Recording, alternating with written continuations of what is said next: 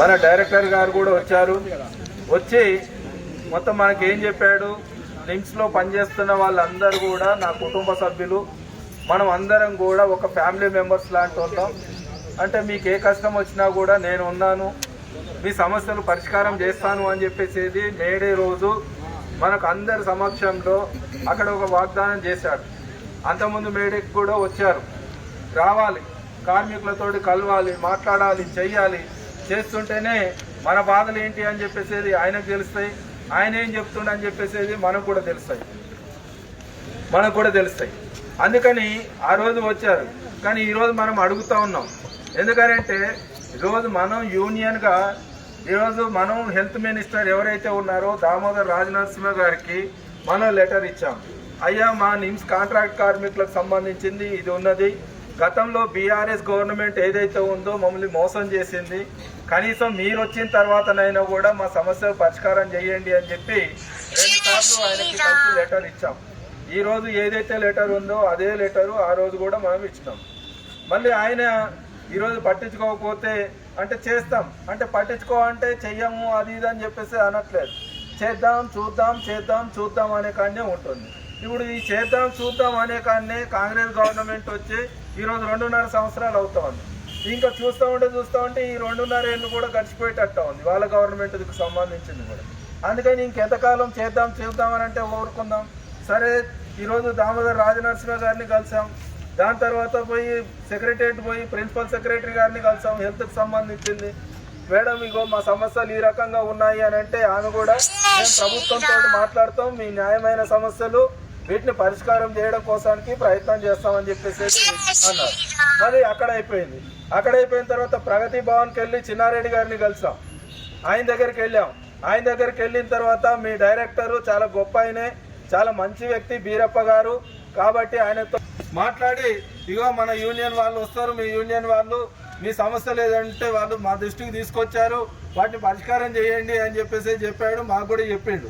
ఏం చెప్పాడు, బీరప్ప గారిని మీరు కలవండి, ఈ లెటర్ని తీసుకుపోయి ఇవ్వండి, ఇస్తే మీ సమస్యలు ఏదైనా అక్కడ పరిష్కారం దొరుకుతుంది అని చెప్పేసి చెప్పాడు. ఆ లెటర్ తీసుకొచ్చి మళ్ళీ బీరప్ప గారికి మన డైరెక్టర్ గారికి ఇచ్చాం. అరే, దాని మీద మాట్లాడదాము అని చెప్పేసి మాట్లాడితే ఆ లెటర్ని మేము పై అధికారులకు పంపించాము. మేము అక్కడ వాళ్ళ నుంచి ఏ నిర్ణయం వస్తుందో అది మాత్రం చెప్తాము, మీతో మాట్లాడేది లేదు అని అంటే మేమేమో పాకిస్తాన్ నుంచి వచ్చామా, లేకపోతే బంగ్లాదేశ్ నుంచి వచ్చామా, నేపాల్ నుంచి వచ్చామా, మేమేమన్నా పక్క దేశాల్లో నుంచి వచ్చామా?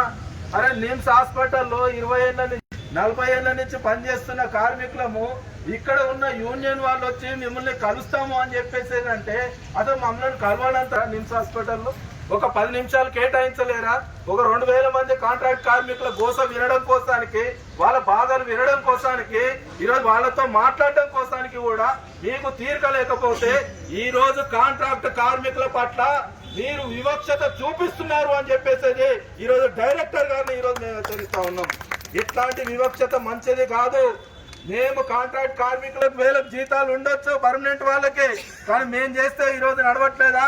ఈరోజు మేము లేకుంటే ఈరోజు నిమ్స్ హాస్పిటల్ నడుస్తుందా అని చెప్పి ఈ సందర్భంగా అడుగుతా ఉన్నాం. ఎందుకంటే మాకు కూడా ఒక ఓపిక ఉంది, మా సహనానికంటూ ఒక హద్దు ఉన్నది. అందుకని మా సహనానికి పరీక్షలు పెట్టొద్దు అని చెప్పేసి ఈరోజు డైరెక్టర్ గారిని హెచ్చరిస్తా ఉన్నాం. ఎందుకంటే గతంలో మేము చేసిన పోరాటం ఏంటో తెలుసు. గతంలో మనం పోరాటం చేస్తే బ్లాక్ బ్యాడ్జీలు పెట్టినాం, 1 అవర్ డెమాన్స్ట్రేషన్ చేసినాం, గేట్ ముందు రిలే నిరాహార దీక్షలు కూర్చున్నాం. చివరికి మీరు స్పందించకపోతే చలో ప్రగతి భవన్ కు పిలిపించాం. ఆ రోజు మీరు దిగొచ్చి ఆ సమస్యలు పరిష్కారం చేస్తామని చెప్పేసి అన్నారు. ఆ రోజు జీవో 68కి సంబంధించింది మీరు వీడియో పాయింట్ అమలు చేస్తామని చెప్పేసి అన్నారు. కానీ లేబర్ డిపార్ట్మెంట్లో ఒప్పుకున్నది ఒకటి, మీరు చేసింది ఒకటి. ఏ రోజైతే జీవో 68కి సంబంధించింది వీడియో పాయింట్లు మీరు అమలు చేశారు, ఆ అమలు చేసినప్పటి నుంచి కూడా మీకు ఈరోజు లెటర్స్ ఇస్తూ పోతున్నాం. వాళ్ళు ఏమంటారు అంటే ఈరోజు ఈబీలో మాట్లాడతాం, చర్చిస్తాం, పరిష్కారం చేస్తాం, కొంత సమయం ఇవ్వండి అని చెప్పేసి మాటలు తప్పిస్తే ఇంకొకటి చేసిన పరిస్థితి లేదు. అందుకని ఈరోజు మేము అడగదలుచుకున్నాం, మీరు గతంలో లేబర్ డిపార్ట్మెంట్లో ఏవైతే వాగ్దానాలు చేశారో ఆ వాగ్దానాలని మీరు అమలు చేస్తారా చెయ్యరా అని చెప్పేసి ఈ సందర్భంగా అడుగుతా ఉన్నాం. మీరు చెయ్యము అని చెప్పేసి అంటే ఈరోజు మా దారి మేము ఏదైతే ఉందో పోరాట దారి, ఆ పోరాట దారి మేము ఎంచుకుంటాం. అప్పుడు ఈ నిమ్స్ హాస్పిటల్లో కార్మికులు చేసే పోరాటానికి ఇక్కడ ఏం జరిగినా కూడా నిమ్స్ యాజమాన్యాన్ని కాంగ్రెస్ ప్రభుత్వాన్ని బాధ్యత తప్పిస్తే మాకు సంబంధం లేదు అని చెప్పేసి ఈ సందర్భంగా మేము హెచ్చరిస్తా ఉన్నాం. అందుకని మాకు సంబంధించింది గతంలో మీరేం చెప్పారు, ఈరోజు ఎంఎస్ గారు వచ్చారు లేబర్ డిపార్ట్మెంట్ కి వచ్చి ఏం చెప్పారు అని అంటే రిటైర్మెంట్ అయిన కార్మికులకి అందరికి కూడా ఉచితంగా వైద్యం అందిస్తాం మేము. మీరు అర్థం చేసుకోవట్లేదు. ఒక్కొక్కరికి ఉచితంగా వైద్యం అందించాలంటే 4 లక్షలు అవుతుంది, 5 లక్షలు అవుతుంది. అట్లాంటి దాన్ని మేము ఉచితంగా ఇస్తున్నాం కాబట్టి మీరు దాని పర్యవసానం గమనించట్లేదు అని చెప్పేసి అన్నారు. మరి 2 ఏళ్ళు అవుతుంది, 3 ఏళ్ళు అవుతుంది. ఈరోజు రిటైర్మెంట్ అయిన వాళ్ళు మొత్తం వాళ్ళకి ఏదైనా ఇబ్బంది వస్తే, అనారోగ్యం వస్తే ఈ రోజు వాళ్ళ చుట్టూ వీళ్ళ చుట్టూ తిరగాల్సిన పరిస్థితి వస్తా ఉంది. కొంతమంది ఇప్పుడు రిటైర్మెంట్ కావాల్సిన వాళ్ళు ఉన్నారు. మా వైద్యం సంగతి ఏంటి అని చెప్పేసి అడుగుతా ఉన్నారు. ఈ రోజు మమ్మల్ని అడిగితే ఈ రోజు నిమ్స్ డైరెక్టర్ ని అడిగినట్టు రావాలని చెప్పేసి ఈ సందర్భంగా అడుగుతా ఉన్నాం. ఈ రోజు అంటే ఆరోగ్యశ్రీ అంటారు. ఆరోగ్యశ్రీ ఎవరికి కావాలి? ఈ రోజు ఆరోగ్యశ్రీ పెడితే మొత్తం ఉచితంగా ఈ రోజు ఆరోగ్యశ్రీ కింద అడ్మిట్ అయిన వాళ్ళు ఎవరైతే ఉన్నారో, ఆరోగ్యశ్రీ కింద బయటకి నుంచి వచ్చేటోళ్ళు ఎవరైతే ఉన్నారో వాళ్ళ దగ్గర మీరు డబ్బులు తీసుకోవట్లేదా? ఈ రోజు టెస్ట్లకు డబ్బులు తీసుకోవట్లేదా? ఎక్స్రేలకు డబ్బులు తీసుకోవట్లేదా? ప్రతి ఒక్క డబ్బులు తీసుకుంటున్నారు. పేరుకు మాత్రం ఆరోగ్యశ్రీ అని చెప్పేసి చెప్తా ఉన్నారు. మరి ఆ డబ్బులు కట్టాలి అని అంటే ఈ రోజు మేము 30 ఏళ్ల నుంచి 40 ఏళ్ల నుంచి ఈ రోజు నిమ్స్ హాస్పిటల్లో పనిచేసిన దానికి ఏమిటి లాభం అని చెప్పేసి ఈ సందర్భంగా అడుగుతా ఉన్నాం. కనీసం 30 ఏళ్ల సర్వీస్ లో మాకు కనీసం ఇదే నిమ్స్ హాస్పిటల్లో వైద్యం కూడా చేయించలేని అధ్వానమైన పరిస్థితిలో ఈరోజు నిమ్స్ హాస్పిటల్ ఉందా అని చెప్పేసి ఈ సందర్భంగా మేము అడుగుతా ఉన్నాం. అందుకని ఈరోజు మిగతా గాంధీ హాస్పిటల్ లాగా, ఉస్మానియా హాస్పిటల్ లాగా దీన్ని మనం చూడాల్సిన అవసరం లేదు. మెంటల్ హాస్పిటల్ లాగా మనం చూడాల్సిన అవసరం లేదు. చెస్ట్ హాస్పిటల్ లాగా మనం చూడాల్సిన అవసరం లేదు. కోరంటీ హాస్పిటల్ లాగా మనం చూడాల్సిన అవసరం లేదు. ఇది పైసలు తీసుకొని ఈరోజు పేషెంట్లు ఎవరైతే వస్తున్నారో ఆ పేషెంట్ల దగ్గర ఈరోజు పైసలు తీసుకొని వైద్యం చేస్తా ఉన్నారు. ఈరోజు ఫ్రీ వైద్యం జరుగుతుందా ఇక్కడ ఏమన్నా? ఈరోజు ఫ్రీ వైద్యం జరగట్లేదు. వాళ్ళతోటి మమ్మల్ని ఎందుకు పోల్చుకుంటారు? ఈ రోజు మీది అటానమస్ బాడీ, ఈరోజు నిమ్స్ హాస్పిటల్ అటానమస్ బాడీ కాబట్టి మాకు జీతాలు పెంచండి అని చెప్పేసి ఈ సందర్భంగా అడుగుతా ఉన్నాం. అందుకని ఇప్పుడున్న ఏవైతే 1445 రూపాయలు ఉన్నాయో ఆ 1445 రూపాయల్ని ఈరోజు బేసిక్ లో కలపాలి అని చెప్పేసి ఈ సందర్భంగా డిమాండ్ చేస్తా ఉన్నాం. దాంతో పాటు ఈరోజు సుప్రీంకోర్టు చెప్పింది ఏమని అంటే పాత అయినా కొత్త అయినా సమాన పనికి సమాన వేతనం ఇవ్వాలి అని చెప్పేసి ఈరోజు సుప్రీంకోర్టు చెప్పింది. మరి ఆ సుప్రీంకోర్టు తీర్పుని ఈరోజు గవర్నమెంట్ హాస్పిటల్లో నిమ్స్ లోనే అమలు చేయకపోతే ఇంకెక్కడ అమలు చేస్తారు అని చెప్పేసి ఈ సందర్భంగా అడుగుతా ఉన్నాం. అసలు సుప్రీంకోర్టు తీర్పు ఏంటి అని అంటే ఈ రోజు కాంట్రాక్ట్ కార్మికునికి గవర్నమెంట్ పర్మనెంట్ కార్మికునికి జీతాల మధ్య వ్యత్యాసం ఉండొద్దు అని చెప్పేసి చెప్తా ఉంది.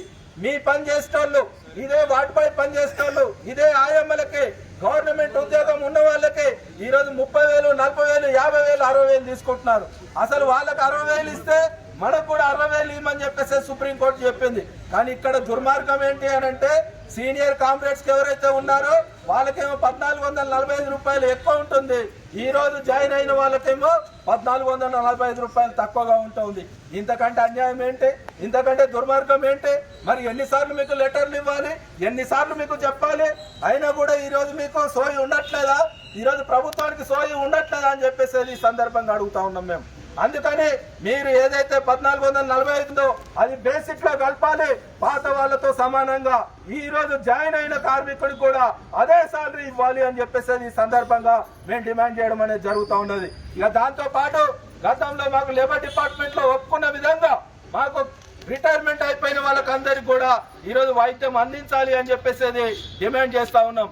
ఈరోజు మహిళలు పనిచేస్తా ఉన్నారు అనేక మంది ఇంట్లో నిమ్స్ హాస్పిటల్లో ప్రకారం 180 రోజులు ఇవ్వాలి అంటే 6 నెలల పాటు మెటర్నిటీ లీవ్లు ఇవ్వాలి అని చెప్పేసి ఈరోజు చట్టం చెప్తా ఉన్నది. మరి పెయిడ్ లీవ్లు ఇవ్వాలి అని చెప్పేసి ఈరోజు చట్టం ఉంది కాబట్టి ఆ రకంగా చట్టాన్ని ఇక్కడ కూడా నిమ్స్ హాస్పిటల్లో అమలు చేయాలి అని చెప్పేసి ఈ సందర్భంగా డిమాండ్ చేస్తా ఉన్నాం. దాంతో పాటు మనకు సంబంధించింది ఎవరైతే సెమీ స్కిల్డ్ పోస్టులకు అర్హత కలిగిన వాళ్ళు ఉన్నారో మన వాళ్ళు చదువుతో నిమిత్తం లేకుండా చదువుతో డిగ్రీ కావాలి, పీజీ కావాలి అట్లాంటి అని పెట్టుకోకుండా ఈరోజు ఎక్స్పీరియన్స్ తో ఉన్న వాళ్ళు ఉన్నారు. వాళ్ళకి ఈరోజు సెమీ స్కిల్డ్ పోస్టులలో ప్రాధాన్యత ఇవ్వాలి అని చెప్పేసి మనం అడుగుతా ఉన్నాం. దాంతో పాటు సాలరీస్ కు సంబంధించింది ఈరోజు కొత్త కాంట్రాక్టర్లు వచ్చిర్రని అంటున్నారు. ఇప్పుడున్న కాంట్రాక్టర్లు కొనసాగుతూ ఉన్నారు. ఏ కాంట్రాక్టర్ ఉన్నా మాకు సంబంధం లేదు, ఎవరు వచ్చినా మాకు సంబంధం లేదు. మాకు సంబంధించిన సమస్యలు ఏవైతే ఉన్నాయో వాటిని పరిష్కారం చేయాలి అని చెప్పేసి మాత్రమే మేము కోరుకుంటున్నాం. కాంట్రాక్ట్ కార్మికులకు అందరికీ కూడా 1వ తారీఖు రోజు వేతనాలు ఇవ్వాలి అని చెప్పేసి ఈ సందర్భంగా డిమాండ్ చేస్తా ఉన్నాం. అందుకని ఒకవేళ ఈ రోజు మనకు ఈఎల్ లీవుల్లో కానీ ఫెస్టివల్ హాలిడేస్ లో కానీ డబుల్ డ్యూటీ చేస్తే కానీ మనకు ఈ రోజు 45 రూపాయలు 56 రూపాయలు ఈ రోజు మనకు కటింగ్ అవుతా ఉంది. ఎందుకు కటింగ్ అవుతా ఉంది? ఈ 1445 రూపాయలని వాటిని అలవెన్స్ రూపంలో చూపించడం మూలంగానే అది కటింగ్ అవుతా ఉంది. అందుకని అది బేసిక్ లో కలిస్తే ఇవి కటింగ్లు కావడానికి ఆస్కారం లేదు. అందుకని మనం బేసిక్ లో కలపాలి అని చెప్పేసి ఈ సందర్భంగా కోరుతా ఉన్నాం.